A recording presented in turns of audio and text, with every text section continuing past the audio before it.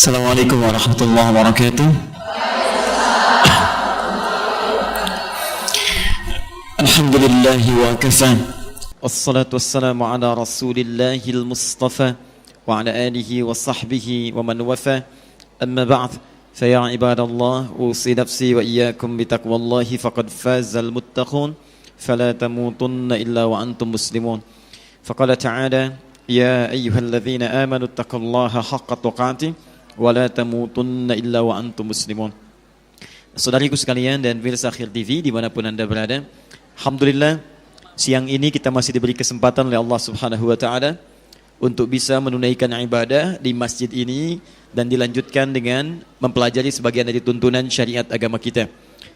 Pertama, semoga pertemuan kita diberkahi oleh Allah Subhanahu wa Ta'ala dan semoga Allah memuliakan kita semua.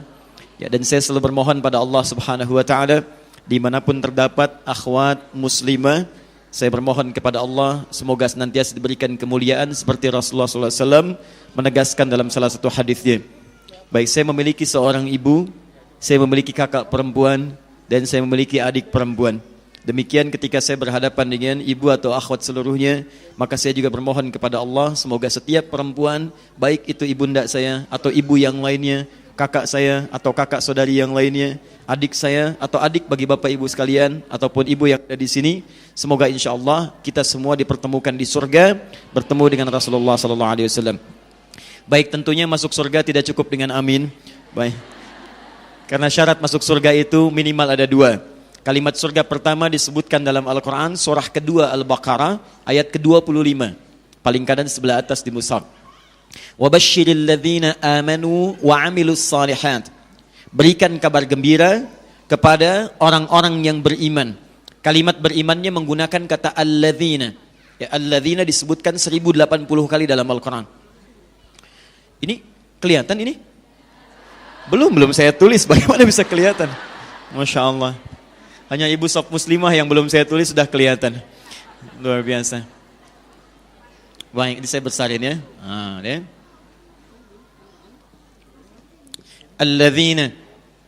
Alladzina itu ismun mausulun yadullu 'alal 'ami. Kata sambung bisa menunjuk pada objek atau subjek tanpa batas. Jadi bisa laki-laki, bisa perempuan, besar, kecil, tua, muda dan seterusnya. Jadi tanpa batas.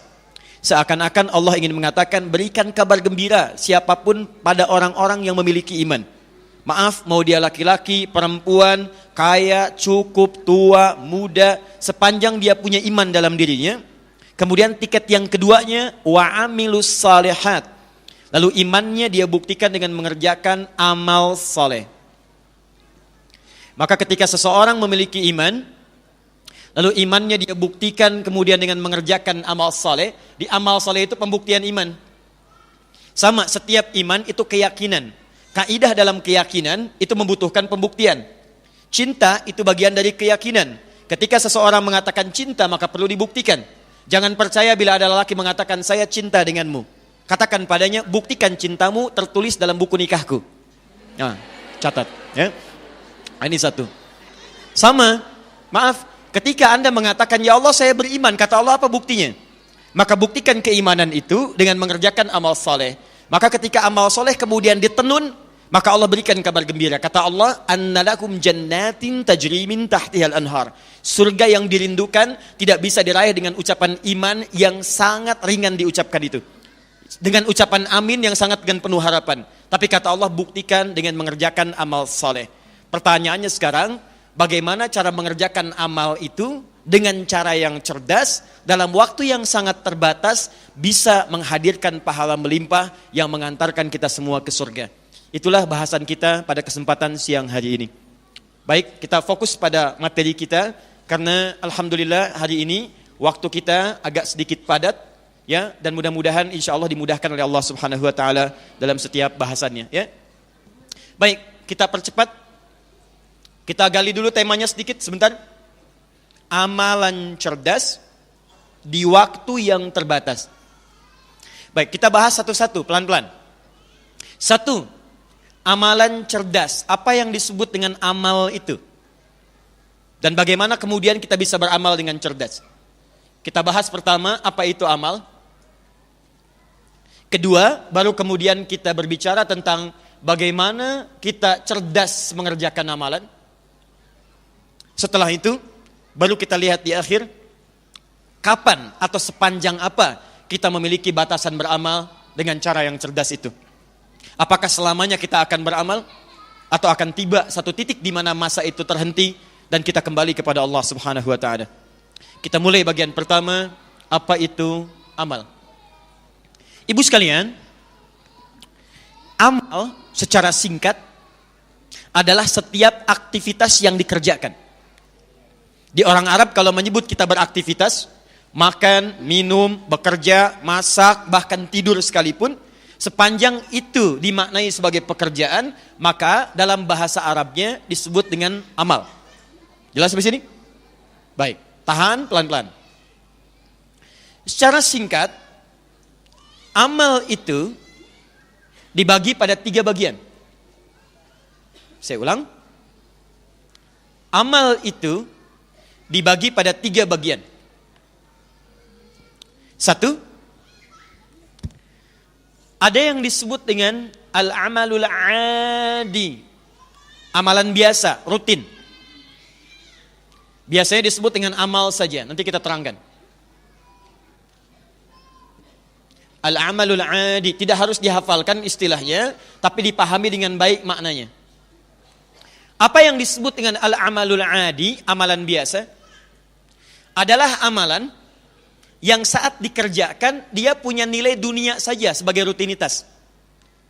Dia tidak memiliki saham akhirat, baik konsekuensi pahala atau dosa, standar aja. Ya, misal, tidur, semua orang hidup pasti punya peluang untuk tidur. Semua orang yang hidup itu pasti makan. Semua manusia yang hidup pasti minum. Dari mulai bangun tidur sampai dengan tidur lagi, saat kita mengerjakan rutinitas kehidupan dunia, kalau itu dikerjakan sebatas rutinitas saja, maka itu disebut dengan amal namanya. Al-amalul adi, singkatnya rutinitas saja. Amalan yang menjadi rutinitas. Saya tanya, ibu dalam sehari makan? Makan. Minum? Jalan, menulis, menghapus? Tidak, ya, baik. Saya yang datang sendiri, saya terangkan sendiri, saya nulis sendiri, saya hapus sendiri, ya. Baik. Tapi persoalannya, di antara sekian hidup yang kita lalui, kita beraktivitas. Ingat baik-baik, kita beraktivitas. Nah, manusia yang mengerjakan aktivitas dalam hidupnya, namanya disebut dengan insan. Insan, 65 kali disebutkan dalam Al-Quran, insan. Al-insan. Tahan ya, pelan-pelan, tahan. Nanti saya sering katakan ada 5 nama penyebutan untuk manusia. Kadang disebut dengan bashar. Qul innama ana basyarum mithlukum. Disebutkan 35 kali dalam Al-Quran. Ada yang disebut dengan ins. Ins dipasangkan dengan jin. Ya ma'syaral jinni wal wa ma khalaqtul jinna wal ins. Pasangan ini disebutkan 18 kali dalam Al-Quran. Kadang ada yang disebut dengan nas, an-nas, 241 kali disebutkan dalam Al-Quran. Ya, surah paling favorit, surah terakhir, Qul a'udzu birabbin nas. Oke. Ada Bani Adam disebutkan 7 kali dalam Al-Quran. Seperti Quran surah 7 ayat ke-31. Ya Bani Adam khudhu zinatakum. Nah, ini kalau Anda lihat di dalam mushaf seringkali diterjemahkan dengan manusia. Ins manusia, nas manusia. Ya ayyuhan nas, hai manusia. Wa ma khalaqtul jinna wal ins, tidaklah saya ciptakan jin dan manusia. Insan juga disebutkan 65 kali dalam Al-Quran. Bahkan ada surah ke-76, surah Al-Insan. Hal ata 'alal insan. Ar-Rahman 'allamal Qur'an khalaqal Iqra bismi rabbikal ladzi khalaqal, dan pasti diterjemahkan dengan manusia. Pertanyaannya, kalau terjemahannya sama, kenapa istilahnya mesti berbeda? Nanti ada ilmu dalam bahasa Arab ditulis oleh seseorang bernama Abu Hilal Al-Askari, punya kitab namanya Al-Furuq Al-Lughawiyah. Kalau terjemahannya sama tapi ungkapannya berbeda, itu artinya ada penekanan makna yang tidak sama dalam setiap kata itu. Jadi ins beda dengan insan, tidak sama dengan anas, dan tidak serupa dengan Bani Adam, juga dengan bashar. Bocorannya gampang, bocorannya. Kalau atap saja bisa bocor, maka materi pun mungkin bisa disampaikan bocorannya. Baik, lihat baik-baik. Bashar tidak disebutkan bashar kecuali menyentuh aspek nafsu dalam diri manusia. Jadi kalau ibu sedang baca Al-Quran, menemukan kalimat bashar dalam Al-Quran, Itu artinya, hati-hati, ibu sedang diajarkan bagaimana cara mengendalikan nafsu dalam kehidupan. Ya, secara cepat ya. Kalau Anda membaca tentang nas, misalnya, ya ayyuhan nas, qul a'udzu birabbin nas, tidak disebutkan kalimat nas, kecuali menunjuk pada sifat sosial manusia yang tidak bisa hidup sendirian. Karena itu ketika Anda menemukan kalimat nas, Allah nanti menjelaskan di dalamnya. Bagaimana bergaul dengan orang lain. Bagaimana misalnya mohon maaf, berjumpa dengan yang sejenis atau yang beda pasangan. Bagaimana berta'aruf, bagaimana menjalin keluarga, itu nas kalimatnya.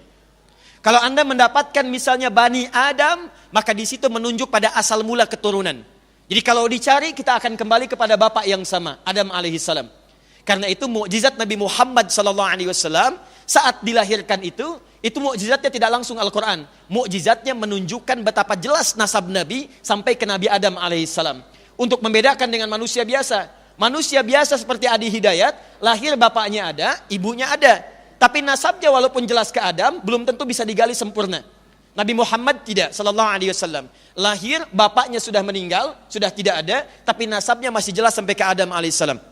Ya, Muhammad bin Abdullah, bin Abdul Muttalib, bin Hashim, bin Abdul Manaf, bin Qusay, bin Murwah, bin Kilab, bin Ka'ab, bin Ghalib, bin Fihir, bin Malik, bin Nadar, bin Kinana, bin Khuzaimah, bin Mudrikah, bin Ilyas, bin Nizar, bin Mudar, bin Ma'ad, bin Adnan, bin Adri, bin Muqawwam, bin Nahur, bin Tariq, bin Ya'rub, bin Yasjub, bin Nabit, bin Ismail alaihissalam, bin Ibrahim alaihissalam, bin Azar atau bin Nahur, bin Abir, bin Kinan, bin Arfakhshad, bin Sam, bin Nuh alaihissalam, bin Mikhlail, Matushala, bin Kinan, bin Anwas, bin Sith, bin Adam alaihissalam. Jelas? Ayo ulangi. Oke. Nah, itu disebut dengan Bani Adam. Nah, kalau disebut dengan insan, hati-hati, insan, fokus. Di sini aspek bahasan kita, manusia tidak dinamakan dengan insan kecuali di antara maknanya menunjuk pada aktivitas hariannya. Makhluk yang punya aktivitas. Makhluk yang punya pekerjaan selama 24 jam dari bangun tidur sampai tidur lagi. Jadi kalau ibu disebutkan dalam Al-Quran dengan nama insan, ini menunjukkan pada aktivitas hariannya. Persoalannya, ada orang yang hidup di dunia beraktivitas hanya untuk memenuhi kebutuhan dunia saja. Contoh, maaf ya, kalau kita makan misalnya, apa fungsi makanan? Menghilangkan lapar. Minum, apa fungsi minuman? Menghilangkan haus. Ada orang yang saat beraktivitas di dunia, makannya hanya untuk menghilangkan lapar saja. Minumnya hanya untuk menghilangkan haus saja. Maka kalau ada orang beraktivitas seperti ini, maka orang ini akan nyaman dalam kehidupan dunia, tapi persoalannya ketika dia meninggalkan dunia, dia tidak punya bekal untuk kehidupan berikutnya. Apa persoalannya? Persoalannya setiap manusia yang hidup di bumi disebut oleh Allah punya batas hidup. Batasnya disebut dengan ajal namanya. Quran surah ke-7 ayat 34. Quran surah 7 ayat 34. Fokus. Walikulli ummatin ajal. Setiap umat, bukan 1-2 orang saja, semuanya. Bernama manusia, perkumpulannya semua. Sepanjang punya nyawa, kata Allah, fokus baik-baik, dia pasti punya batas kehidupan. Ajal itu batas kehidupan. Fa idza jaa ajaluhum, kalau tiba ajalnya, la yastakhiruna sa'ata wa la yastaqdimun. Maka dia tidak akan bisa milih, maaf, apa ingin dimajukan lebih cepat atau ingin diakhirkan, dilambatkan. Jadi orang yang bunuh diri itu tidak ada kerjaan. Kalau sudah waktunya tiba pasti meninggal. Ngapain kemudian mengeksekusi dirinya? Tidak ada kerjaan. Jadi kalau orang belajar tentang fikih kehidupan, dia mengerti setiap manusia punya ajal. Kalau sudah tiba waktunya, ibu sekalian, fokus baik-baik. Orang yang menjalani hidup sampai dengan menuju ajal, itu disebut dengan mayyit namanya. Mayyitun. Quran surah 39 ayat 30. Az-Zumar ayat 30 paling kiri sebelah bawah. Lihat ada tasdidnya. Mayyit artinya orang yang pasti akan wafat, meninggalkan dunia. Jadi kalau ibu misalnya disebut oleh teman, kamu mayyit ya? Enggak usah marah. Iya, sama dengan kamu. Ya? Oke. Innaka mayyitun, Muhammad, kamu itu akan wafat. Wa innahum mayyitun, dan mereka pun sama akan wafat. Di setiap kita jangan merasa akan abadi di dunia ini. Tidak ada makhluk bernama manusia akan abadi dalam kehidupan dunianya. Jika Anda bukan yang meninggalkan dunia duluan, maka dunia yang akan meninggalkan Anda duluan. Nah, kemudian kalau mayitnya ini tasdid. diambil tasdidnya, dicabut, diambil. Ya. Siapa yang nyabut? Namanya malakul maut. Maut diambil dengan maut. Quran surah ketiga ayat 185. Kullu nafsin dha'iqatul maut. Setiap yang punya nafas, jiwa, pasti akan mendapati maut. Diambil nafasnya sehingga tak mampu bernafas lagi. Baik, siapa yang ngambil maut itu? Namanya malakul maut. Quran surah ke-32 ayat yang ke-11. Paling kiri sebelah bawah. Namanya malakul maut. Qul yatawaffakum malakul mautil ladzi wukkila bikum. Katakan Muhammad, setiap yang hidup itu akan diutus malakul maut, malaikat pembawa maut. Yatawaffakum, akan mewafatkannya. Karena itu ada istilah wafat, meninggalkan dunia. Kalau sudah kemudian tasdidnya diambil, nafasnya diambil, kemudian oleh maut, yang bawa malakul maut, maka berubah namanya dari mayit jadi maitun, tasdidnya hilang. Mim, ya, kemudian ta, tapi di atas huruf ya-nya jadi bulatan sukun begini. Maitun, kalau yang ini belum meninggal, yang ini sudah meninggal.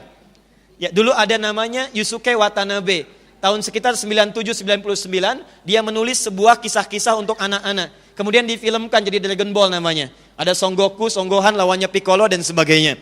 Ya, kalau mereka berperang dikatakan Kamehameha. Kalau sudah mati satu, maka dia akan muncul di atasnya ada bulatan. Sukun. Ini nih. Ya, saya enggak suka nonton, cuma saya suka baca gitu ya, baca. Dulu ada Satya Baja Hitam, saya tahu. Ya, Kotaro Minami namanya, dia berubah jadi Satya Baja Hitam. RX Bio, RX Robo. Ya, senjatanya pedang matahari, tendangannya tendangan maut, kemudian ya motornya belalang tempur. Kang Daan belum tentu tahu di belakang tuh. Ya, sini. Kembali sini kita belum sambungkan. Nah, yang ingin saya katakan bahwa setiap manusia itu, kalau sudah diambil kemudian nafasnya, datang malakul maut berarti wafat dia. Kalau wafat artinya dia meninggalkan dunia dan berpindah ke alam lain. Karena itu diumumkanlah dari speaker masjid itu telah meninggal dunia. Telah meninggal dunia. Apa itu meninggal dunia? Meninggalkan tempat hidupnya di dunia berpindah kepada alam lain. Pertanyaannya, jika seorang manusia hanya bekerja, amal, beraktivitas untuk kepentingan dunianya, tidak pernah menyiapkan bekal untuk ke alam lainnya, maka besar kemungkinan dia akan makmur di alam dunia, tapi nestapa di alam berikutnya. Pertanyaan saya, ibu pilih mana? Maaf ya, kaya dunia atau fakir akhirat, atau dibalik, fakir dunia atau kaya akhirat? Pilih mana?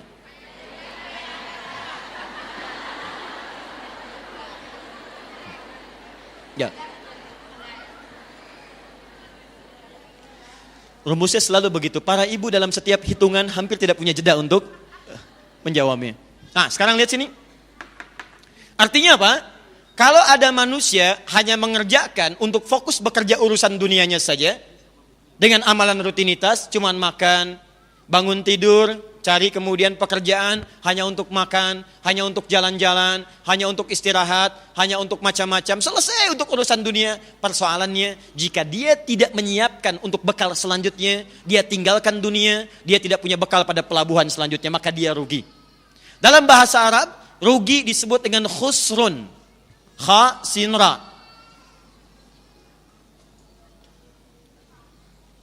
Baik, kalau kemudian, kalau kita ingin mengatakan orang itu kalau bekerja untuk dunia saja, tidak menyiapkan akhiratnya, maka dia akan benar-benar rugi dalam kehidupannya.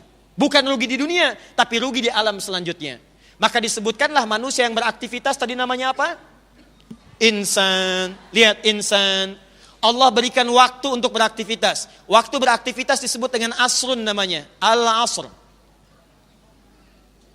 Orang Arab mengatakan, al-waqtul ladzi yu'asiruna fahuwa asrun. Setiap waktu yang kita lalui untuk beraktivitas disebut dengan asr namanya. Maka Allah turunkan surah ke-103 dengan namanya surah Al-Asr. Perhatikan baik-baik. Wal asr. Bukan innal ins, bukan innal bashar, bukan innan nas, bukan inna bani adam. Innal insan. Kenapa disebut insan? Ayo kembali ke rumus tadi. Tidak disebut insan kecuali menunjuk pada manusia yang beraktivitas. Maka cara menerjemahkannya, perhatikan mushafnya. Innal insana.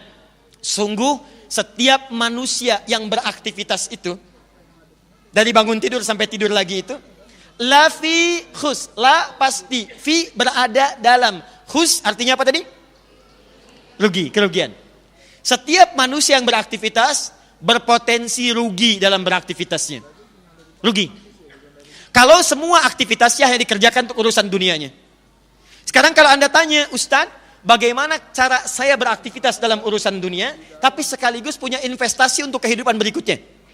Jadi kalau saya makan, tidak ada bedanya, Bu. Ya, maaf, yang A tadi makan, yang B ini pun makan.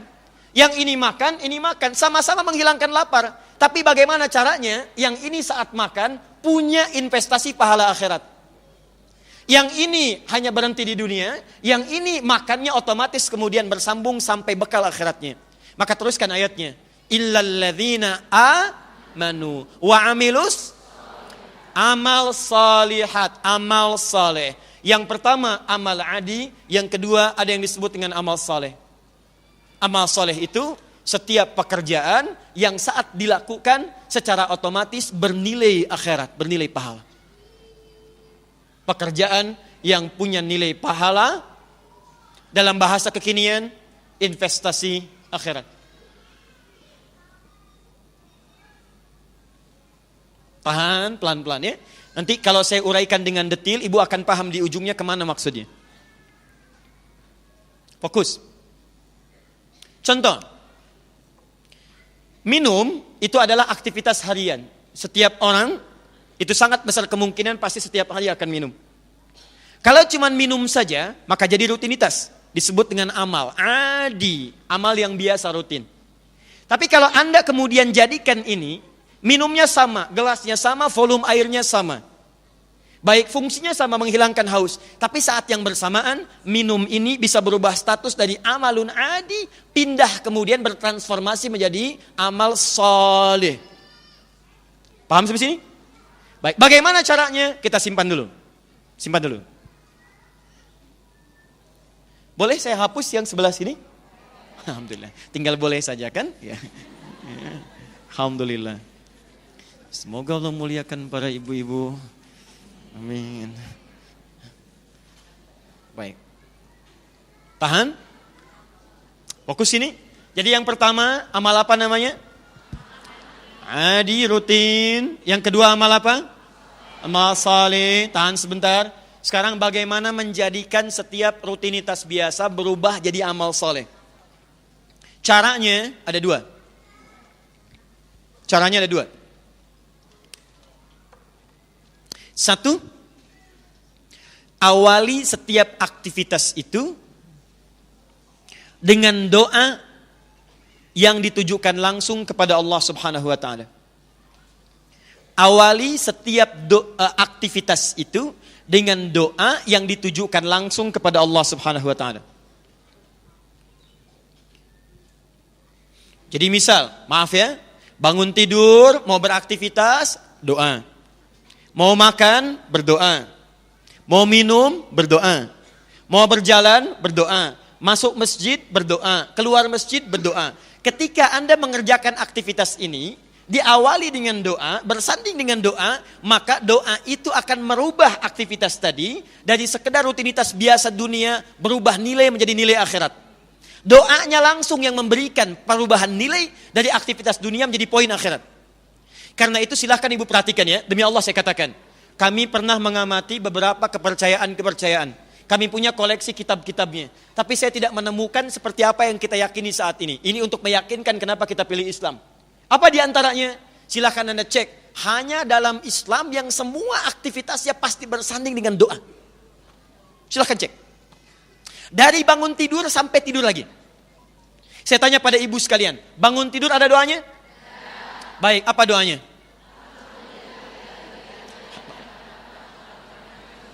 Tahu dari mana? Baik, nggak ada di Al-Quran ya, di hadis ya. Di Al-Bukhari nomor hadis 181, riwayat Jundub bin Junada, dikenal dengan Abu Dzar Al-Ghifari. Adalah Nabi SAW jika bangun dari tidurnya, coba digabungkan dengan hadis riwayat Abu Daud. Nomor hadis 1369, riwayat Ibnu Abbas radhiyallahu ta'ala anhuma. Jadi yang Abu Daud, nomor hadis 1369, digabungkan dengan hadis riwayat Al-Bukhari. Ya, ingat ya, pernah saya ajarkan kalau menyebut Al-Bukhari pakai al ya. Al, karena namanya bukan Bukhari, bukan Al-Bukhari. namanya Muhammad, punya bapak namanya Ismail, punya kakek namanya Ibrahim, kakek buyutnya Al-Mughirah, eyang buyutnya Al-Bardizbah, tinggal kecamatan Ju'fa, Kabupaten Bukhara, Provinsi Khurasan, negara Uzbekistan sekarang. Nah, karena berasal dari Bukhara, maka untuk menunjuk pada daerah, rumusnya gampang. Tambahkan al di depannya dan akhirnya tutup dengan i. Kata Imam Al-Bukhari, saya berasal dari Bukhara. Dia katakan, ana Al-Bukhari. Ada Syekh Nawawi dari Banten, ana Nawawi Al-Bantani. Syekh Yasin dari Padang, Syekh Yasin Al-Padangi. Syekh Abdul Somad dari Palembang, mufti dulu, Syekh Abdul Somad Al-Palembangi. Boleh. Syekh Ahmad Khatib dari Minangkabau, Syekh Ahmad Khatib Al-Minangkabawi. Ya, Kang Daan dari Bandung, Jawa Barat, Kang Daan Al-Bandungi, Ang Jawa Barati. Boleh. Sah. Nomor hadis 181 dari Jundub bin Junabah. Ya. Abu Daud nama aslinya bukan Abu Daud, nama aslinya Sulaiman. Dari Sijistan dikenal dengan Sulaiman As-Sijistani. Hafal hadis 500.000 hadis. Bukan hanya isinya saja, tapi dengan sanadnya. Matan dengan sanad. Sanad itu yang meriwayatkan hadis sampai ke Nabi. Dari si fulan sampai ke Nabi. Kata Ibnul Qayyim Al-Jauziyah rahimahullah, dulu ada Nabi Daud bisa melunakkan besi dengan tangannya. Ini Abu Daud bisa melunakkan hadis dengan lisannya. Karena gampang sekali, ini sahih, ini dhaif, ini benar, ini salah. Maka sejak saat itu dikenal dengan Imam Abu Daud. Menulis kitab disebut dengan Sunan Abu Daud, nomor hadis 1369. An Ibni Abbasin radhiyallahu ta'ala anhuma. Hadis riwayat Ibnu Abbas, semoga Allah meridhai kepada beliau dan bapaknya. Qala, beliau mengatakan, kana Rasulullah sallallahu alaihi wasallam. Bima makna? Adalah kebiasaan Rasulullah sallallahu alaihi wasallam, idza staiqadha min naumihi, jika bangun dari tidurnya, fajalasa. Beliau duduk terlebih dahulu. Duduk dulu. Wa masaha biyadihi min athari naumihi, kemudian menghapus bekas ngantuknya. Setelah itu faqara'a khawatima surah Ali Imran. Beliau membaca 10-11 ayat terakhir di surah Ali Imran. Baru kemudian membaca doa bangun tidur, alhamdulillahilladzi ahyana ba'dama amatana wa ilaihin. Poinnya adalah saat bangun tidur, baru bangun sudah ada doanya. Setelah itu, thumma dhahaba ila shinin mu'allaqah. Beliau pergi ke kamar mandi, fatawadda untuk berwudu. Masuk kamar mandi ada doanya lagi, Bu. Silakan cek, ada doanya? Keluar kamar mandi ada doanya? Cuma dalam Islam. Masuk masjid ada doanya? Keluar masjid ada doanya? Dan masuk masjid dengan masuk kamar mandi, doanya bisa beda. Silakan cek. Cek. Bahkan langkah kakinya pun tidak serupa. Masuk masjid kaki kanan, keluar toilet kaki kanan. Oh, kan? Ulangi. Masuk masjid kaki, keluar masjid kaki kiri. Baik. Keluar toilet kaki kanan. Masuk masjid kaki kanan. Masuk toilet kaki. Doanya pun tidak sama. Tuh. Makan ada doanya. Minum ada doanya. Pertanyaannya, Ustadz, apa faidah manfaat dari doa itu? Lihat sini. Orang yang minum tidak berdoa pun, maka minumannya akan menghilangkan haus. Tidak ada bedanya. Tapi ketika Anda katakan dengan doa misalnya, baca doanya begitu diminum, doa itu akan merubah aktivitas minum, bukan sekedar rutinitas, tapi bernilai pahala akhirat. Dituliskanlah kemudian. Pekerjaan yang dikerjakan dengan doa itu disebut dengan amal soleh. Pahalanya disebut dengan hasanah. Karena itu setiap yang mengerjakan satu kebaikan, dia punya 10 kali lipat nilai hasanah. Buka Quran surah ke-6 ayat 160. Quran surah ke-6 ayat 160. Man jaa'a bil hasanati falahu asyru amthaliha. Siapa yang mengerjakan perbuatan yang melahirkan satu hasanah, minum, baca doa, maka dia bernilai hasanah, punya kebaikan. Maka ketika Anda minum, izin, fokus, diminum misalnya, saat Anda minum itu menyebut kemudian doanya, maka dituliskan langsung asyra hasanat, 10 nilai akhiratnya. Jadi kalau si A cuma minum saja, A minum, tidak baca doa, dunianya dapat, hilang hausnya, tapi akhiratnya tidak ada. Anda berdoa, begitu berdoa, dunianya dapat, hilang hausnya, dituliskan 10 kebaikan pahala akhirat. Karena itu, kita selalu bermohon kepada Allah agar dunianya melahirkan pahala kebaikan, akhiratnya dapat. Jadi dunianya hasanah, akhiratnya hasanah. Bahkan ibu punya doa khusus untuk memohon kepada Allah mendapatkan dunia hasanah dan akhiratnya hasanah. Doa apa namanya? Rabbana atina fid dunya wa fil akhirati wa qina. Baik, itu ada dalam Al-Quran, surah kedua Al-Baqarah ayat 201, paling kanan sebelah bawah. Quran surah kedua ayat 201. Bahkan untuk menguatkan doa itu ibu punya istilah sendiri. Apa nama doanya? Sapu jagat.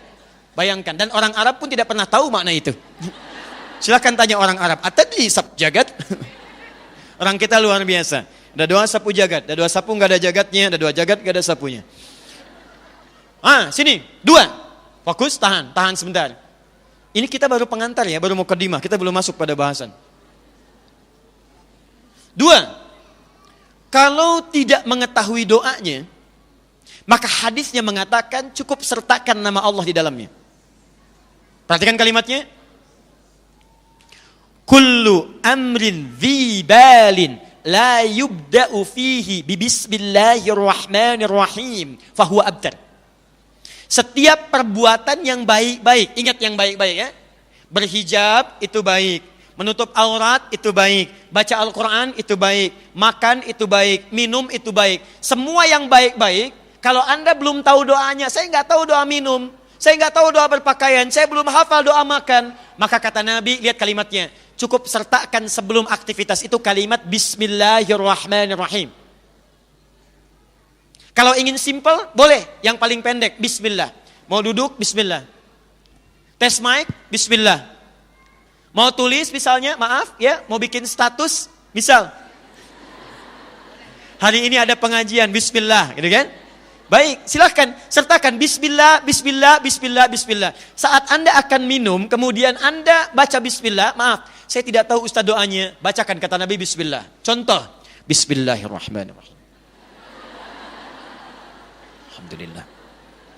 Nah, maka saat Anda minum tadi itu, atau saat saya minum tadi itu, mohon izin, maaf, minumnya menghilangkan haus, tapi kalimat Bismillahirrahmanirrahim itu yang menuliskan investasi pahala akhiratnya. Nah kalau ada orang kemudian, maaf, tidak membacakan itu, maka kata Nabi, fahuwa abtar. Dia hausnya hilang, tapi terputus pahala akhiratnya. Saya tanya pada ibu ya, maaf ya. Berapa kali aktivitas ibu lakukan selama hidup sampai saat ini yang tidak menyertakan nama Allah di dalamnya? Ngantar anak ke sekolah, masak di dapur, ayo. Ada banyak aktivitas yang selama ini kita kehilangan dunianya. Bahkan juga kehilangan akhiratnya. Jadi ini seperti kelihatan sederhana, Bu. Kelihatan sederhana, tapi kalimat yang singkat ini, itu yang nanti akan melimpahkan pahala di kemudian hari. Kalau ibu nggak percaya silahkan meninggal duluan. Nanti ibu akan lihat bagaimana banyaknya pahala dapatkan. Dan itu nggak bisa milih. Maaf ya, meninggal bukan pilihan. Meninggal itu ajal yang telah ditetapkan. Bisa ibu duluan, saya belakangan, itu mungkin. Atau mungkin ditukar, saya belakangan, ibu duluan, itu pun bisa terjadi. Tapi kita tidak bisa memilih. Ya. Sekarang lihat, belum selesai. Satu amal apa namanya? 2 saleh. Baik, bagaimana menjadikan rutinitas menjadi amal soleh? Awali dengan doa atau sebut nama Allah dalam aktivitas itu. Sekarang begini, kalau ada orang misalnya, mohon maaf, fokus baik-baik, mau makan. Dia baca Bismillahirrahmanirrahim. Amalannya benar? Berpahala? Belum tentu. Kalau snack yang dimakan, snack orang lain. Nah. Maka ini memunculkan amalan yang ketiga, namanya amal salah. Bahasa Al-Qur'annya disebut dengan su namanya, jamaknya disebut dengan sayyiat. Jadi ada 3 ya, awas, karena kan kita bicara amal cerdas di waktu terbatas. Ketahui dulu amal itu apa. Kalau tidak tahu amal itu apa, bagaimana kita bisa cerdas menggunakan amalan? Tahan. Berarti ada amal rutin, adi, ada amal saleh, ada amal salah. Ingat baik-baik ya, ingat baik-baik. Kalau amalan yang pertama hanya bermanfaat dunia. Amalan yang tengah-tengah ini dunia akhirat. Tapi kalau Anda mencoba mengerjakan yang terakhir yang ini, maka Anda dijamin rugi langsung dunia akhirat. Saya ulang ya. Yang ini untung dunia, rugi akhirat. Yang ini untung dunia, untung akhirat. Yang ini rugi dunia, rugi akhirat. Jadi kalau ada orang yang mencoba bergeser pada amalan-amalan yang salah, maaf sekali. Makan itu baik, jadi pahala. Tapi cara makannya dengan cara yang salah. Hartanya diperoleh dengan cara yang tidak benar. Suami bekerja di tempat yang tidak benar, dengan cara yang tidak benar. Istri bahkan memberikan motivasi itu. Maka yang paling bahaya adalah dunianya akan nestapa, akhiratnya pasti menderita. Nah sekarang kita simpan para ibu sekalian, yang ini kita coret dulu. Yang ini kita tepikan dulu, yang ini kita akan bahas.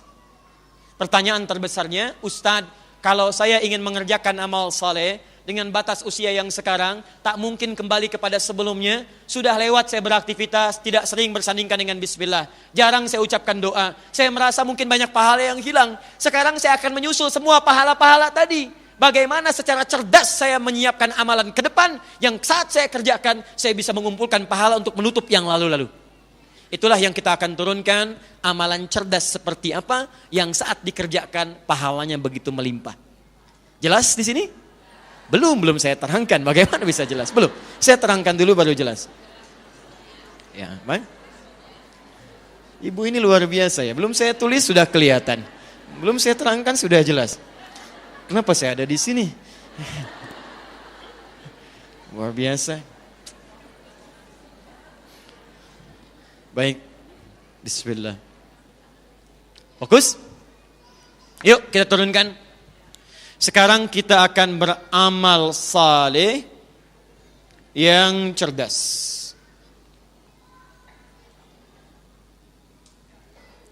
Baik. Ibu sekalian, sekarang kita masuk pada istilah yang selanjutnya. Perhatikan baik-baik. Setiap amal saleh, kalau sudah dikerjakan kebaikannya, maka dalam bahasa Al-Quran disingkat lagi dengan satu nama, namanya sedekah. Sedekah, nggak pakai enggak, sedekah. Sedekah.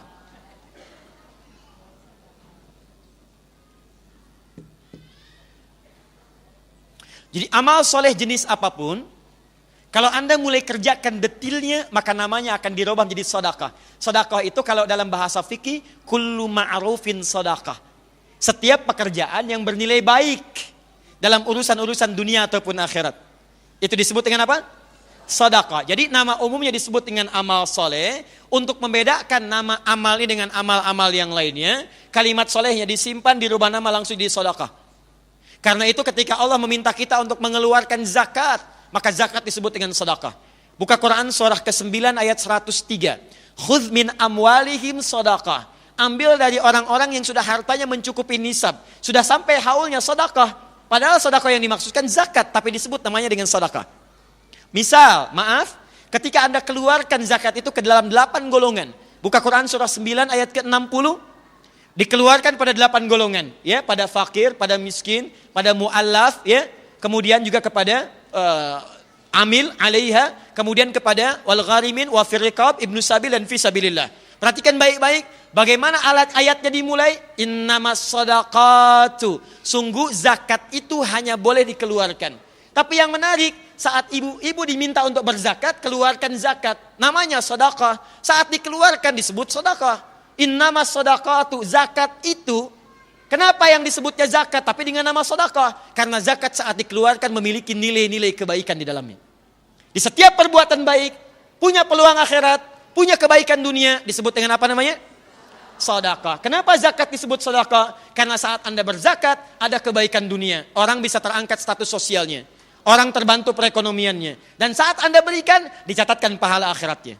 Maka dikeluarkan bentuknya sedekah, pada orang-orang disebut dengan namanya sedekah.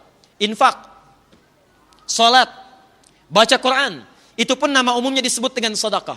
Buka Quran surah kedua Al-Baqarah ayat 264, paling kiri sebelah bawah.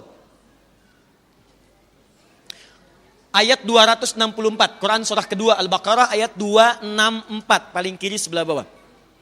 Ya ayyuhalladzina amanu, hei orang-orang yang telah menyatakan dirinya beriman kepada Allah, la tubtilu shadaqatikum bil manni wal adza.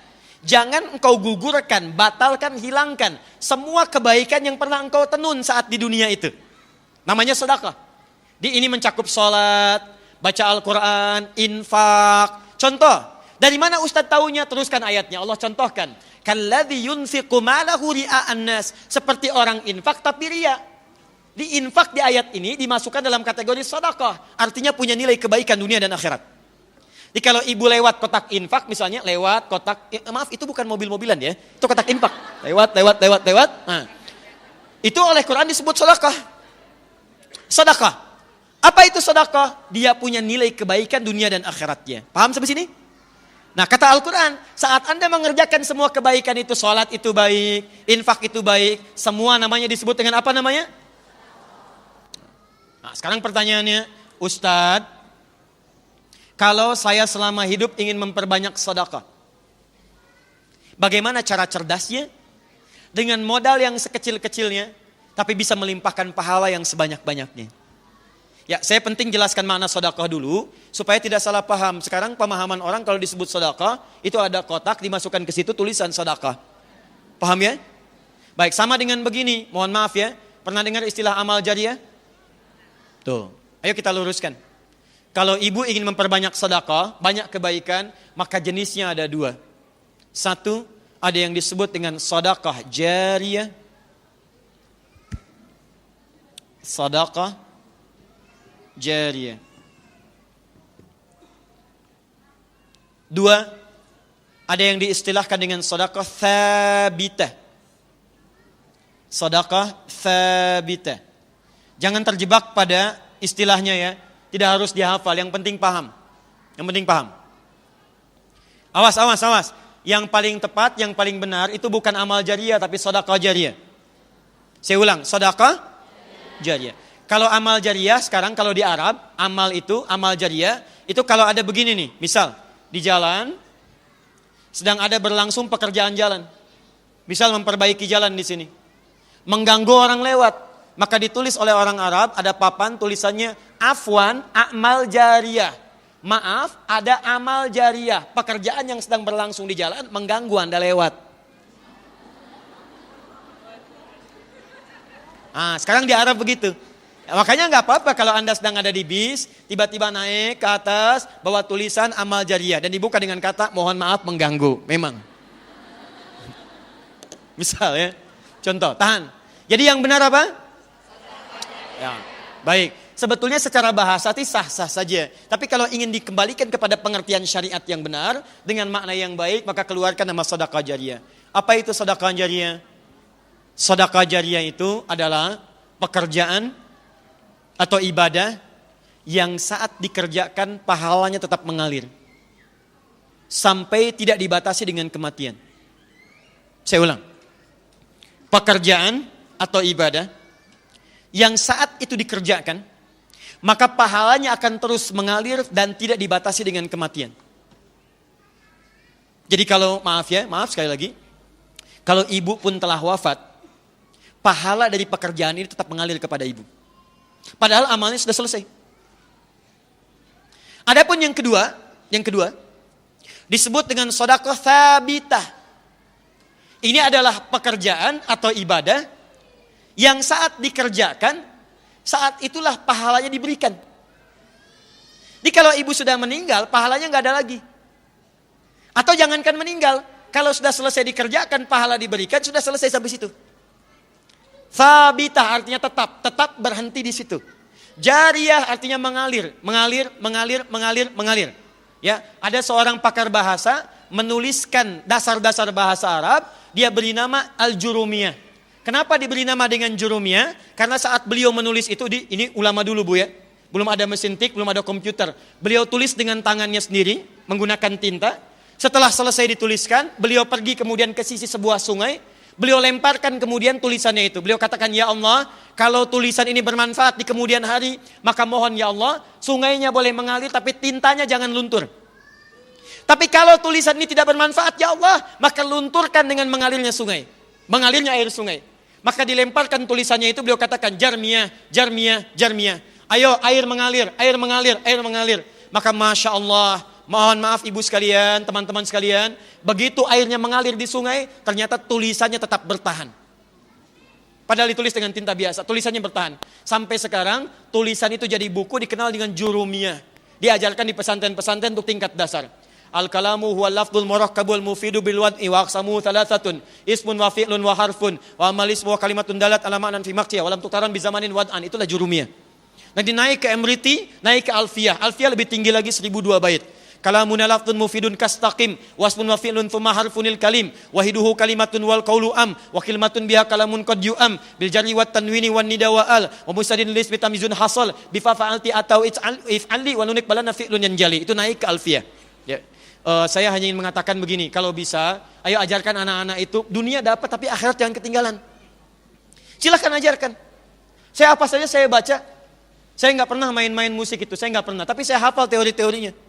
CDF, GABC, GABC, DFIS, G, DFIS, G, ABCIS, D, ABCIS, D, FIS, GIS A, FIS, GIS A, BCIS, DIS E, BCIS, DIS E, FIS, GIS, AIS B, FISIS, AIS B, CISIS, AIS FIS, CISIS, AIS FIS, GIS, AIS BIS, CIS. Hafal saya.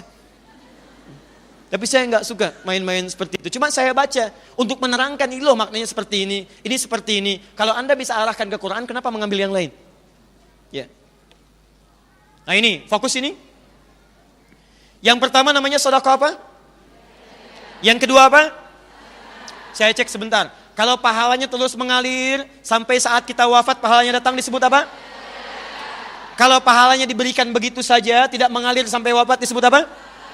Nah, kalau Anda ingin cerdas dalam beramal, walaupun kita telah wafat, investasinya masih ada, maka coba pilih-pilih kalau ingin beramal, kalau ada sedekah jariyah, maka utamakan yang jariyah, akhirkan yang thabitah.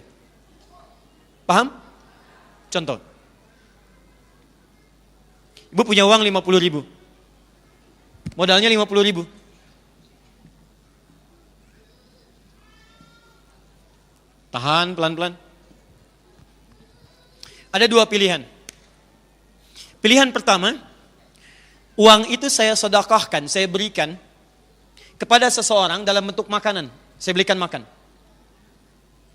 Yang kedua, saya belikan mushaf, saya hadiahkan kepada penghafal Quran. Saya tidak simpan di masjid, karena saat saya simpan di masjid belum tentu ada orang untuk membacanya, walaupun dia baca, misal. Ya boleh silahkan simpan di masjid atau dimanapun. Tapi kalau ingin cara paling cerdas, berikan kepada penghafal Quran. Sama, modalnya sama, modalnya 50.000. Satu 50.000, yang kedua pun 50.000. Ini saya berikan dalam bentuk makanan. Diterima oleh si fulan, dimakan itu. Saat dia makan itu, energi masuk dalam dirinya. Diproses, metabolisme, berproses dalam tubuh jadi energi. Saat jadi energi itu dia beraktivitas. Lihat baik-baik, begitu orang ini sholat dengan aktivitasnya, maka sholatnya dia ibu dapat bagian pahalanya. Ingat, ada hadisnya. Ada hadisnya. Kita misal ambil hadis riwayat Muslim.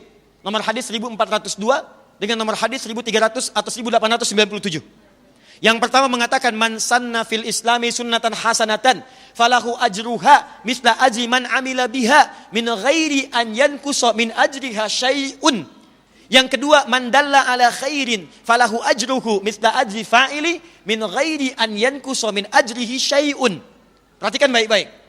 Jika ada yang menginisiasi kebaikan, misal Anda buka majlis ta'lim, kumpul sama-sama, fasilitasi, bawa ustadz yang baik, datangkan, mengajar. Begitu ada orang belajar, mengamalkan itu bukan cuma yang mengamalkan. Anda yang fasilitator mendapatkan pahala dari setiap yang mengamalkan itu.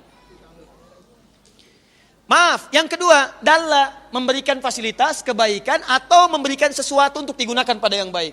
Anda beri makanan, nilainya 50.000. Diberikan pada orang tadi, dia sholat. Begitu dia sholat karena energi dari makanan tadi, maka ibu mendapatkan pahala sholat yang sama dengan yang dia peroleh tanpa dikurangi sedikit pun. Jadi dia sholat, Anda pun dapat bagian pahalanya. Oh kalau gitu Ustadz, saya nggak usah sholat ya, saya ngasih makanan aja pada orang. Anda dapat pahala dari orang lain, tapi Anda mendapatkan dosa yang menggugurkan pahala itu. Itu tetap tidak dapat apa-apa. Persoalannya, saat makanan ini diberikan, energi berkumpul, dia mengerjakan kemuliaan, pahala dapat. Tapi kan energi itu akan hilang. Akan habis bagian makanan itu. Kalau itu habis, maka selesailah kemudian pahala ibu di situ. Saya beli mushaf. Saya berikan kepada penghafal Quran. Saya mau tanya pada ibu sekalian, perhatikan baik-baik. Kalau ada orang baca Al-Quran, satu hurufnya berapa? Tahu dari mana?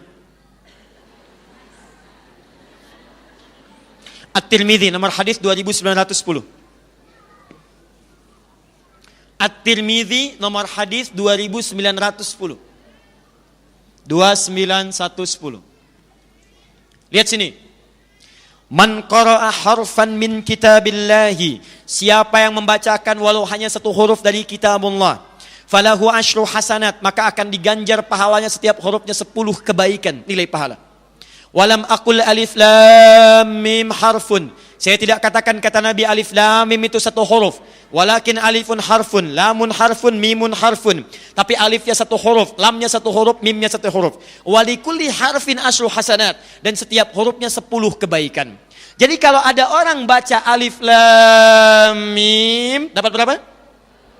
30. Lihat sini. Alif lam mim. Yang tadi salat. Yang ini salat. Salat dikerjakan sekali dapat 10 kebaikan. Dalilnya Quran surah ke-6 ayat 160 tadi. Man jaa bil hasanati falahu asyru amsalihha. Siapa yang mengerjakan satu kebaikan dia dapat 10. Salat oleh Al-Qur'an disebut hasanah. Dalilnya Quran surah ke-11 ayat 114. Lihat, wa aqimis salata tarafain nahar innal hasanati yudhibnas sayyiat. Salat disebut hasanah, dikerjakan satu hasanah pahalanya 10. Tadi Anda kasih makanan pada seseorang, dia salat, begitu dia salat dapat 10 pahala, Anda dapat 10 pahala. Anda berikan 50.000 itu, belikan mushaf, berikan pada penghafal Quran. Perhatikan baik-baik, penghafal Quran saat membacakan Qurannya alif lam mim, baru alif lam mim sudah dapat 30.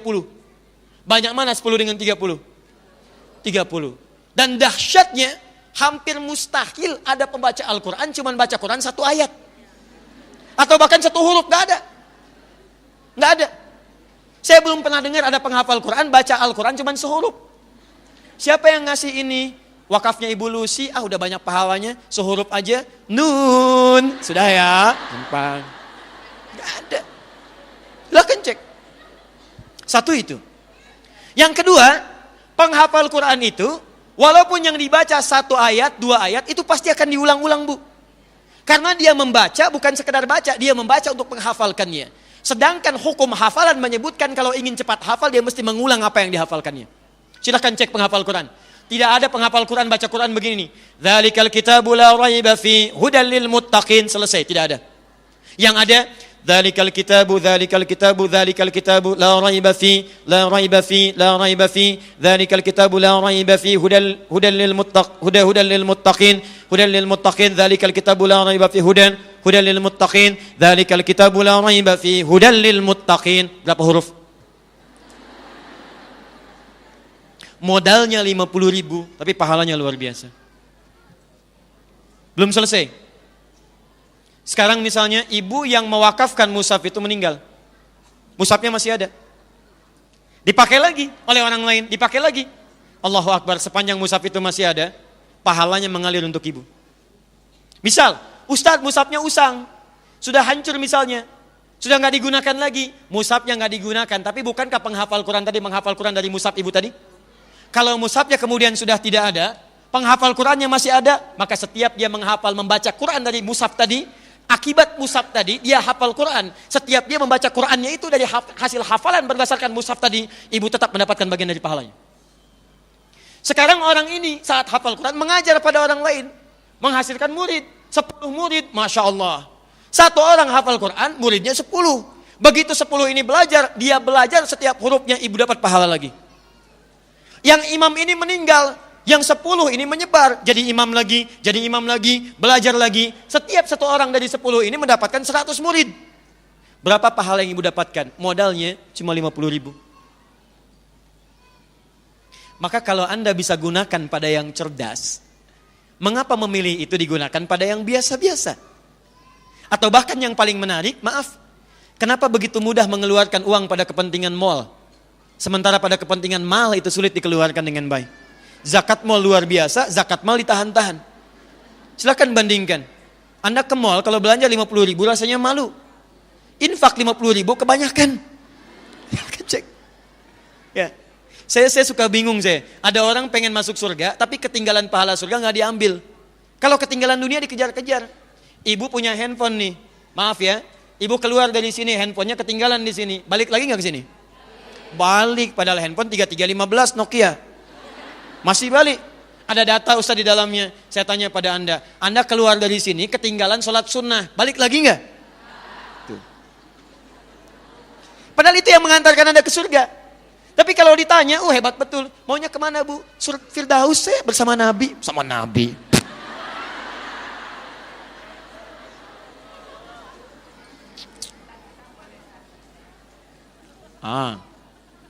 Paham insya Allah? Baik, jadi satu, apa saja amalan cerdas yang melahirkan pahala tanpa batas? Satu, tahan sebentar. Tahan ya. Satu, interaksi dengan Al-Quran. Dengan bahasa yang lebih umum, interaksi dengan Al-Quran.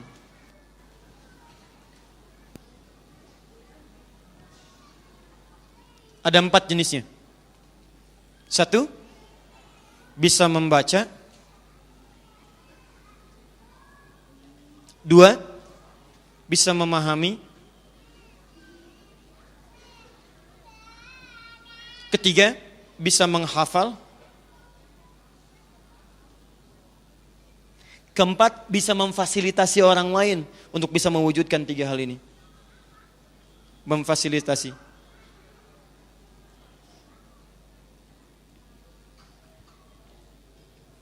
Kalau ini mau dijadikan 4M supaya mudah misalnya, dipahami 4M. 1, membaca. 2, memahami. 3, menghafal. 4, memfasilitasi orang lain untuk bisa mendapatkan 3 hal terdepan. Fokus. Ibu baca misalnya amalan pertama, Anda mulai belajar, walaupun gak apa-apa, terbata-bata gak apa-apa. Ya, mau terbata-bata, tersemen-semen, ya, tergenteng-genteng gak ada masalah.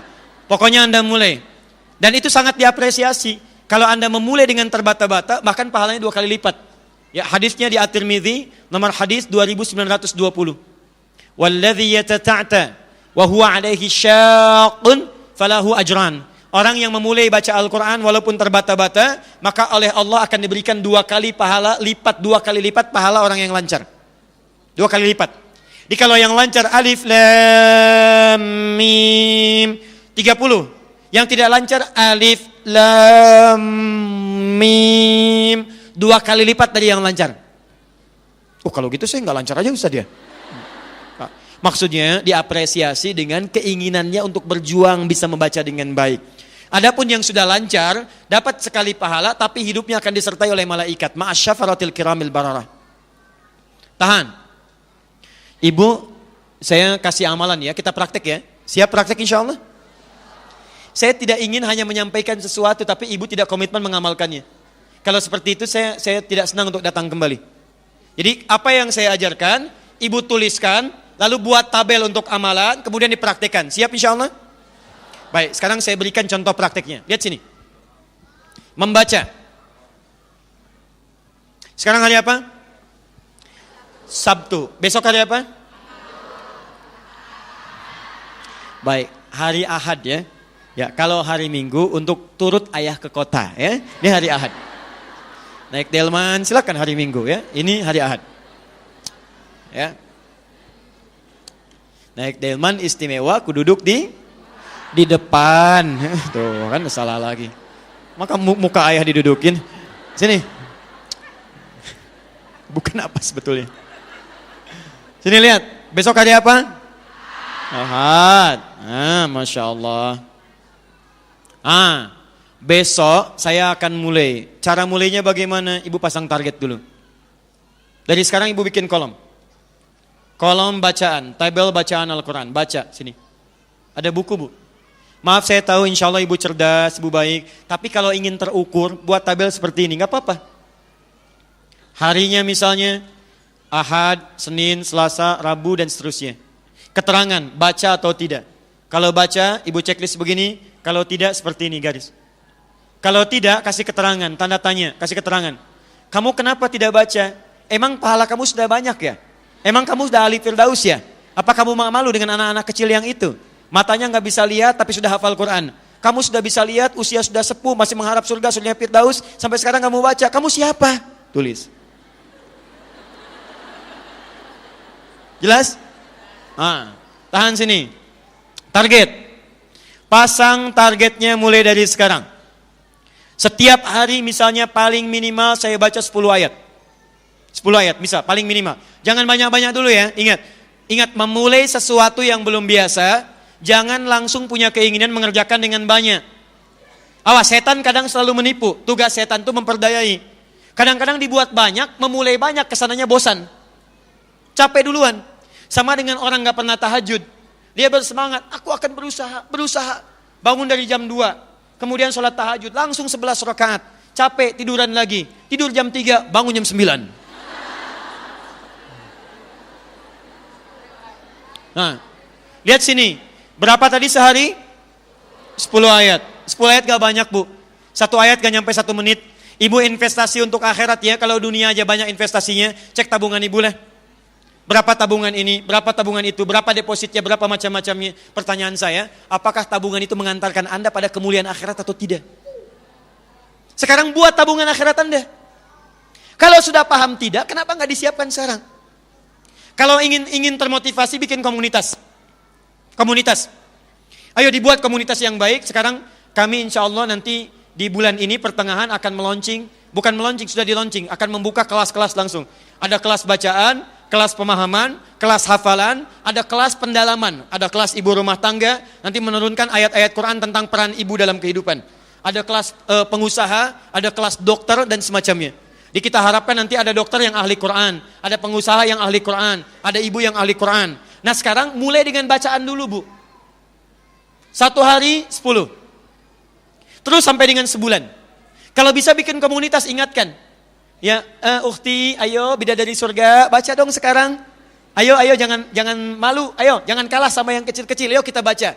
Pasang status, ayo siapa yang sudah baca hari ini? Siapa yang mau mulai hari ini? Siapa yang sudah sampai pada surat kita, surat perempuan? Oh aku masih di Al-Baqarah, aku masih di Ali Imran. Kamu sampai mana? Aku di Al-Fatihah. Gak apa-apa. Gak apa-apa. Ya. Ya. Tapi indah. Jadi gini, semua perangkat hidup kita itu punya pahalanya. Sekarang silahkan cek, berapa banyak perangkat kehidupan Anda, handphone aja, berapa banyak dosa sudah terkumpul di dalamnya.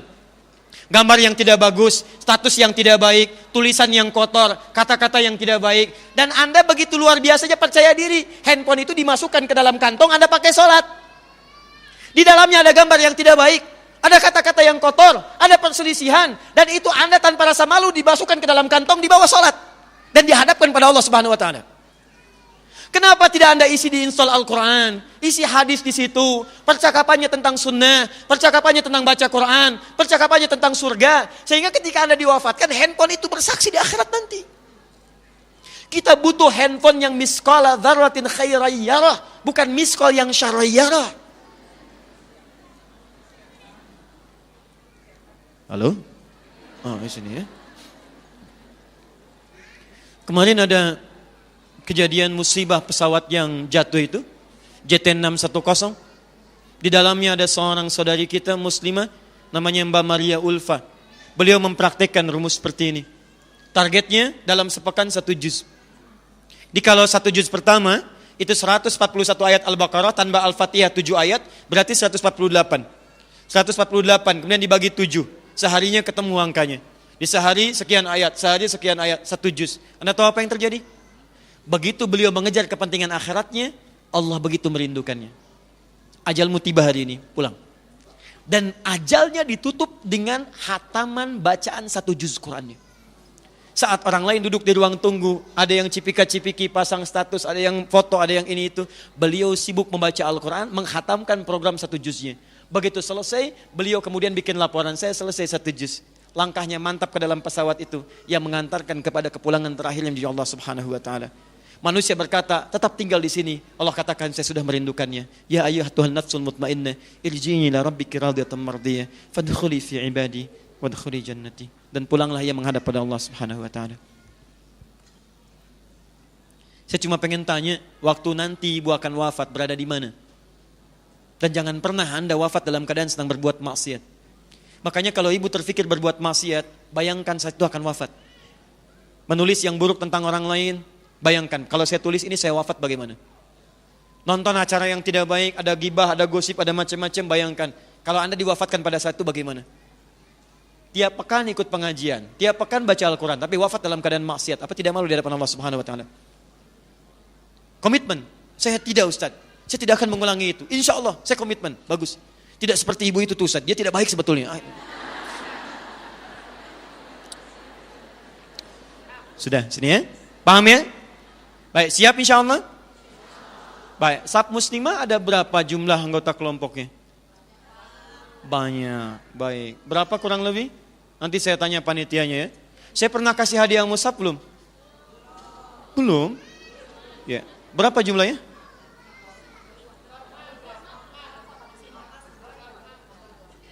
...42 majlis ta'lim. 42 majlis ta'lim. Satu majlis ta'lim ada berapa anggotanya? Banyak, baik. Gini, khusus SAP Muslimah, 42 majlis ta'lim. Saya hitung setiap majlis ta'limnya mendapatkan 100 mushaf. Kami hadiahkan 4.200 mushaf. Siap ya? Jadi setiap majlis ta'lim mendapatkan 100. Nanti kami kirimkan insya Allah. Tapi saya pengen komitmen. Saat saya kirimkan itu semua, ibu sudah siap menjalankan program ini. Siap insya Allah? Ulangi, siap insya Allah? Baik, saya yang kirimkan mushafnya. Kemudian Anda gunakan itu untuk membacakan dan mencari bekal-bekal untuk akhiratnya. Baik. 2. Memahami. Pelan-pelan.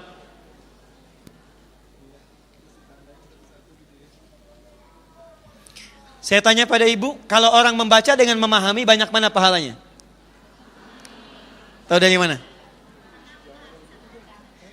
Lihat sini. Orang yang memahami dengan membaca, maka akan lebih tinggi orang yang memahami dibandingkan sekedar membaca. Orang yang membaca, sekedar baca saja.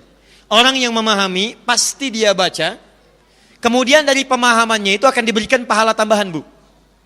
Apa pahala tambahannya? Kita baca hadisnya di hadis Muslim. Perhatikan kalimatnya. Majtama'a qaumun fi baitin min buyutillahi. Tidak pernah ada seorang berkumpul di satu tempat di rumah-rumah Allah Subhanahu wa taala. Apa itu rumah Allah? Pertama, setiap tempat yang digunakan untuk berzikir kepada Allah. Jadi kalau ada tempat digunakan khusus untuk berzikir, maka itu disebut dengan rumah Allah. Jenisnya ada 3, bisa masjid, bisa musalla, bisa mihrab. Masjid misalnya, Quran surah ke-9 ayat ke-18. Innama ya'muru masajidallah, masjid. Musalla, Quran surah ke-2 ayat 125. Ya, wa idz ja'alna al-baita mathabatan lin-nasi wa amna wattakhidhu min maqami Ibrahim musalla. Mihrab misalnya, mihrab, Quran surah ke-3 Ali Imran ayat ke-39. Fanadatul malaikatu wa huwa qa'imun yusalli fil mihrab. Sekarang perhatikan baik-baik. Masjid seperti ini, fasilitas umum. Musalla bisa dibuat di kantor, bisa di mall, bisa di mana-mana. Mihrab, ini yang sering keliru. Mihrab itu bisa dibuat bahkan di masjid, di musalla atau di rumah. Ya, jadi mihrab itu tidak harus dibuat di masjid saja. Ibu boleh, Bu, tidak harus ada ruangan. Misal sehamparan sejadah boleh. Ya, boleh. Tapi khususkan untuk kepentingan ibadah saja. Tempat yang dikhususkan untuk kepentingan ibadah, di situ saja itu disebut dengan mihrab namanya. Ibu kenal Maryam? Kenal. Masya Allah. Cuma jamaah satu shaf yang kenal Maryam alaihissalam. Kenal di mana, Bu? Ya. Tuh. Maryam saat tumbuh, kemudian beribadah, oleh bapak ibunya dibuatkan mihrab. Bukan di masjid. Maryam punya mihrab. Silahkan ibu buka Quran surah ketiga Ali Imran ayat 37. Paling kiri sebelah bawah. Fataqabbalaha rabbuha biqabulin hasanin wa ambataha nabatan hasana wa kaffalaha Zakaria kullama dakhala 'alaiha Zakaria al-mihrab wajada 'indaha rizqa. Bikin mihrab boleh. Tapi di mihrab ini yang digunakan hanya untuk ibadah saja. Saya berikan rahasia ya. Tapi tolong jaga, ini antara kita saja. Lihat sini. Mihrab satu-satunya tempat yang disebutkan dalam Al-Quran. Kalau ibu bisa benar-benar maksimalkan ibadah di dalamnya, maka akan diberikan 2 kemuliaan sekaligus. 1, akan cepat dikabulkan doa di dalamnya. Dikabul doa. Enggak, serius ya. Anda pahami dengan baik, amalkan dengan ikhlas, maka Anda akan lihat apa yang terjadi. 2, Mihrab itu tempat yang sangat cepat mendatangkan rizki.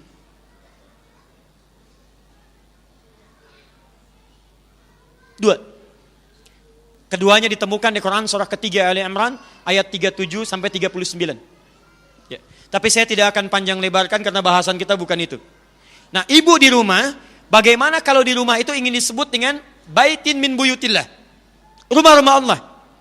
Maka silakan, misal kalau ruangannya agak banyak, luas, bikin musalla. Kalau nggak ada ruangan luas, kami pernah saya pun pernah ngontrak. Dan bukan aib ngontrak, nggak ada masalah. Ngontrak, ruangan cuman petakan, saya dengan istri saya katakan, ayo kita di sini bentangkan mihrab, kita bermohon kepada Allah. Tapi di tempat itu hanya digunakan untuk kepentingan ibadah. Ya, di situ ibu gunakan untuk baca Quran misalnya, memahami isinya. Perhatikan hadis yang mengatakan, majtama'a qaumun fi baitin min buyutillahi yatluna kitaballah wa yatadarasunahu fima bainahum. Kemudian dia di dalamnya bertilawah Al-Quran. Tilawah. Lihat Bu ya, ada tilawah, ada qiraah, itu beda. Kalau qiraah itu baca saja, tidak menuntut pemahaman. Tapi kalau tilawah itu bacaan yang disertai dengan pemahaman. Memang yang dibaca nggak banyak, mungkin 5 ayat, 2 ayat, tapi dia sekaligus pahami maksudnya apa. Itu disebut dengan tilawah. Nah, yang kedua ini, itu yang sangat ditekankan, karena kita baca Quran itu untuk paham isinya. Makanya orang tua kita dulu, itu selalu menyandingkan, kalau orang baca qiraah, di sampingnya pasti ada yang menerjemahkan. Supaya dipahami isinya. Baik itu situasi formal atau informal, silahkan cek. Begitu ibu lihat seseorang membacakan ayat Qurannya, di sampingnya ada penerjemah. Siapa itu? Yang menerjemahkan siapa? Sari tilawah. Cuma orang kita memang agak kreatif. Sebetulnya bukan sari tilawah, cukup tilawah saja. Cuma mungkin yang pertama kali tilawah namanya Bu Sari, karena itu disebut dengan sari tilawah. Ya. Mungkin kalau Bu Dewi tilawah ya.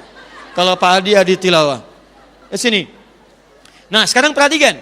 Saya agak cepat ya, waktu kita terbatas. Yatsluna kitaballah, dia di rumah itu tilawah. Bacanya cuma 2 ayat tapi dia pahami isinya. Perhatikan, apa yang Allah berikan? Kata Nabi, orang yang tilawah bukan cuma mendapatkan bonus bacaan, dia akan mendapatkan 4 keutamaan yang lain, tambah 4. 1. Nazalat alaihimus sakinah. Akan diturunkan sakinah, ketenangan dalam jiwa-jiwa orang yang senang memahami isi Al-Quran. Ibu kalau nggak percaya silakan ya. Ibu baca surat Ad-Duha, yang satu baca saja, yang kedua lihat terjemahan dan pahami isinya. Begitu Anda selesai baca Ad-Duha dengan terjemahannya, tafsirnya, paham isinya, sentuhan ke hatinya akan lain. Akan beda. Kalau di rumah tangga biasanya mengharapkan apa? Ketenangan apa? Sakinah. Nah, keluarga sakinah itu salah satu caranya kata Al-Quran, perhatikan caranya, kata Nabi, itu bisa didapatkan kalau satu keluarga itu sering mengkaji isi Quran. Saya tanya pada ibu deh, berapa tahun ibu sudah menjadi ibu? Belasan tahunkah, puluhan tahunkah? Pernah enggak mengeluarkan ayat tentang ibu? Gak usah banyak-banyak lah. Jangan tinggi-tinggi. Misal keluarkan ayat tentang keluarga. Ayah, ayat tentang ayah. Ibu, ayat tentang ibu. Anak tentang ayat anak-anak. Turunkan semua perannya. Hari ini Anda belajar tentang ibu, apa fungsi ibu dalam kehidupan. Jangan-jangan Allah masih berikan kesempatan ibu untuk hidup. Karena ada sebagian peran ibu yang belum terlaksanakan sampai hari ini. Dan itu akan ditanya. Keluarkan. Ini saya sebagai istri, begini kewajibannya. Sebagai ibu, begini kewajibannya. Ini ayah seperti ini. Lalu saling mengoreksi. Masya Allah indah sekali. Papa, selama ini mama harusnya begini. Tapi mama sering menyimpang dari ini. Emang. Oh, enggak apa, bukan itu. Maafkan mama ya Pak ya. Sudah mah, tidak usah dipikirkan. Papa juga sama sering salah. Tuh kan ngaku, bukan begitu. Ya sudah, papa juga sering salah. Mulai sekarang kita berubah mah. Kita bersama-sama meniti surga yang kita rindukan. Insya Allah papa akan gandeng mama masuk ke dalam surga. Mama bidadari papa, papa pangeran mama. Masya Allah. Anak-anaknya mengatakan, terus kami kemana? Nah kalau Anda biasakan seperti ini, nanti Allah siapkan satu surga khusus. Satu surga khusus untuk keluarga besar. Nanti lihat di Quran surah ke-13 ayat 23 sampai 24. Quran surah 13 ayat 23 sampai 24. Keluarga ahli Quran. Perhatikan baik-baik. Keluarga ini nanti Allah akan tempatkan di puncak surga yang tertinggi, masuknya lewat surga Aden, saat masuk nanti melewati setiap pintu surga disambut oleh malaikat. Saya bacakan ayatnya. Jannatu adnin yadkhulunaha wa man salaha min abaihim wa azwajihim wa dhurniyyatihim wal malaikatu yadkhuluna alaihim min kulli babin salamun alaikum bima sabartum fa ni'ma uqbad dar. Ada orang-orang satu keluarga besar akan masuk lewat pintu surga Aden. Dia akan melewati semua pintu surga dan bermuara di surga yang paling indah. Siapa mereka itu? Kata Allah, orang-orang ini bahkan bisa menggandeng bapak ibunya. Dia bisa merangkul pasangannya. Dikala ada suami, gandeng istrinya. Gandeng bapaknya, gandeng ibunya. Wa dzurriyyatihim. Dzurriyyat itu keturunan sampai akhirnya. Anaknya, cucunya, cicitnya digandeng. Dan diparadekan oleh Allah, disaksikan semua penghuni langit dan bumi. Begitu dia masuk, disambut oleh semua malaikat. Dikatakan, salamun alaikum bima sabartum. Selamat keluarga besar ini, selamat. Karena Anda telah sabar menyiapkan kepulangan Anda sampai ke sini. Saat orang lain sibuk nonton, Anda sibuk mengkaji Al-Quran. Saat orang lain sibuk memasang status tentang dunia, Anda memasang status di keluarga tentang Al-Quran. Bapak mengingatkan anaknya, nah sudah berapa juz sekarang? Anaknya mengingatkan ayahnya, ayah jangan lupa baca Quran hari ini. Ayah di jalan ada 5 lampu merah, setiap lampu merah Nanda sudah siapkan USB Qurannya. Ayah tinggal pasangkan saja. Ingat ya ayah, 1 lampu merah, 1 ayat. Kita nanti akan pulang, kita cek sama-sama hafalannya. Tidak ada yang paling indah. Kalau Anda tidak percaya, mulai Anda siapkan mengkaji Al-Quran, apalagi Anda mulai menghafalkannya pada bagian yang ketiga ini. Jadi keluarga penghafal Quran, walaupun tidak harus sampai 30 juz. Anda tidak tahu kapan pulang kepada Allah. Tapi buat bangga seisi nanti di surga ketika menyaksikan Anda diparadekan oleh Allah Subhanahu wa Ta'ala. Buat. Ayo nak kita lomba yuk. Hari ini kita akan berlomba menghafal surah Al-Humazah. Yang pendek-pendek dulu. Menghafal surah Ad-Duha, ayo. Nanda berangkat ke sekolah, hafalkan. Ayah berangkat ke kantor, hafalkan. Kita pulang ke rumah, kita hafalkan sama-sama. Dan nanti mama yang akan melihat kita semua. Ada seorang istri, ini kisah nyata, menikah dengan seorang suami. Maksudnya suami istri sudah menikah. Keduanya sudah menikah. Kemudian istrinya mengatakan pada suaminya, sayang, kita ingin pulang kepada Allah dengan penuh kebanggaan. Kamu menghafal Quran ya? Didorong oleh istrinya. Siap, insya Allah aku akan menghafal. Begitu kemudian dia berangkat, support lagi. Hafal sampai dia selesai hafalan 30 juz. Begitu sampai 30 juz, Masya Allah. Bangganya luar biasa, bahagia, senang pulang ke rumah. Istrinya mencium tangannya, mengucapkan selamat, bahagia, keduanya berdoa. Tiba-tiba saat akan berangkat ke tempat kerjanya lagi, dia tak sengaja membuka lemari. Ketika akan mengambil sebagian dari tempat map yang dia punya, tak sengaja dia membuka sebuah laci, ditemukanlah ternyata istrinya sudah hafal Quran dengan 7 riwayat. Dan menyembunyikan itu dari suaminya. Supaya memotivasi suaminya untuk berada di level yang sama. Itu indah. Itu luar biasa. Jadi kalau Anda merasa lebih, berikan kelebihan itu pada pasangan Anda. Berikan pada anak-anak Anda dan masuk surga bersama-sama. Ya, saya satu malam pulang dari ta'lim. Malam-malam saya lihat sudah istirahat anak saya, kemudian istri saya pandangi wajahnya satu-satu. Tengah malam saya lihat, saya katakan, ya Allah, apakah saya akan bersatu lagi dengan mereka nanti? Maka saya dengar suara sayup-sayup speaker aktif. Kami pasang di rumah itu speaker aktif Quran. Di rumah ada speaker aktif, di ruang tengah speaker aktif. Kemudian saat saya masuk, saya tunjuk itu. Kamu benda, tidak dihisab. Kamu tidak lelah baca Quran sampai malam ini. Aku yang dihisab dan belum jelas surganya. Sampai malam ini belum maksimal aku membaca. Maka saya katakan pada istri saya, bangun saya. Kita akan ke surga. Ayo, sholat. Dan itu indah. Kita sholat. Kita berdoa. Kita bangunkan anak-anak. Menjelang subuh kita siapkan.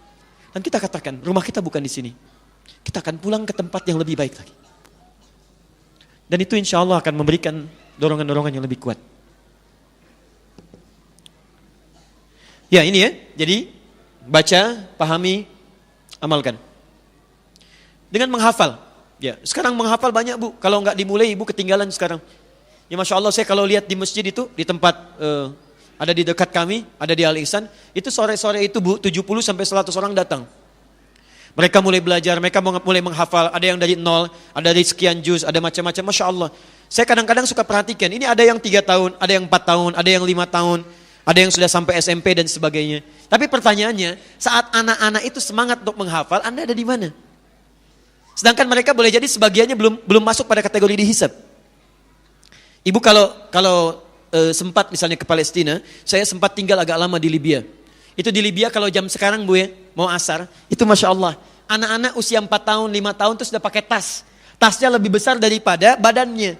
Isinya mungkin kosong, cuman senang aja pakai tas. Tapi yang mereka bawa mushaf ke masjid. Dan seakan-akan seperti baca majalah, bolak-balik. 5 juta penduduk Libya, 1 jutanya sudah hafal Quran. Sisanya 20 juz, 25 juz, 15 juz, 10 juz. Usia 17 tahun, dia belum hafal Quran, dia sulit punya teman. Tuh. Palestina lain lagi. Itu yang paling dahsyat. Hafal. Sudah jadi sebuah culture dalam kehidupan mereka. Makanya kalau sudah hafal Quran, maaf ya, hafal Quran, wah Masya Allah. Itu mereka akan katakan pada kawannya, ya. Dia akan katakan, hey, nanti kalau saya sudah di atas surga yang paling tinggi, kamu masih di bawah. Karena kawannya masih 25 juz, dia sudah 30 juz. Nanti kamu saya dadain di bawah ya, saya duluan. Ibu ada di mana? Nah, kalau Anda belum mampu ke yang ini lebih banyak pahalanya. Yang ini 4 kali lipat lagi yang tadi. Maaf ya, saya sempurnakan dulu yang ini. Orang yang biasa memahami dapat 4 keistimewaan. 1, diberikan ketenangan di rumah tangganya, tenang, sakinah. Ibu kalau mau coba silahkan. Kedua, ghasyiyatuhumur rahmah, rahmat Allah diturunkan. Dapat rahmat.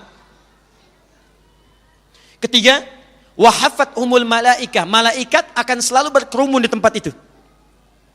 Jadi kalau Anda berdoa cepat diaminkan. Kalau istighfar dimohonkan ampunan. Dan yang keempat, wa dzakarahumullahu fiman indah. Orang ini akan disanjung-sanjung oleh Allah sampai selesai tilawahnya. Jadi kalau orang rajin tilawah, kalau baca cuman baca saja dapat pahala. Tapi kalau tilawah disanjung oleh Allah, disebutkan si fulan sedang tilawah, si fulan sedang tilawah, si fulan sedang tilawah. Anda kalau disebutkan oleh pemimpin dunia saja, senangnya luar biasa. Dimuat di majalah, bangganya luar biasa. Kenapa Anda tidak senang ketika nama Anda disebut oleh Allah Subhanahu wa taala? Nih, tilawah. Nah, kalau Anda ingin mendapatkan lebih daripada ini, baca sekali, tilawah punya 4 kemuliaan. Sakinah, rahmah, kemudian hafat malaika, dikerumuni malaikat, yang keempat disanjung oleh Allah. Kalau Anda ingin lebih tinggi lagi, maka naiklah status kepada penghafal Quran. Sudah kalau disebutkan penghafal, jangan terbayang 30 juz dulu. Mulai menghafal, walau cuma 1 ayat. 1 ayat, besoknya 1 ayat lagi, besoknya 1 ayat lagi. Kalau ini disiapkan oleh ibu, kemudian ibu wafat, walaupun tidak sampai 30 juz, maka status ibu akan naik menjadi ahli Al-Quran. Anda misalnya sedang berusaha menghafal nih, hafalannya baru setengah juz, tiba-tiba wafat. Itu Anda naik status dari hamba biasa menjadi ahli Quran. Itu ke surganya beda Pak, Bu. Beda Bu, lain. Ke surganya langsung turun ayat. Di Quran surah ke-35 ayat 33. Paling kiri sebelah atas. Cara masuk surganya lain. Jannatu adnin yadkhulunaha. Awas, mereka akan masuk dari surga Aden dulu. Yuhallawna fiha min asawir. Cara masuknya tidak akan masuk biasa. Allah akan hormati penghafal Quran dengan cara memuliakannya. Bagaimana memuliakannya? Maka tubuhnya akan dihiasi oleh Allah Subhanahu wa taala dengan hiasan-hiasan akhirat.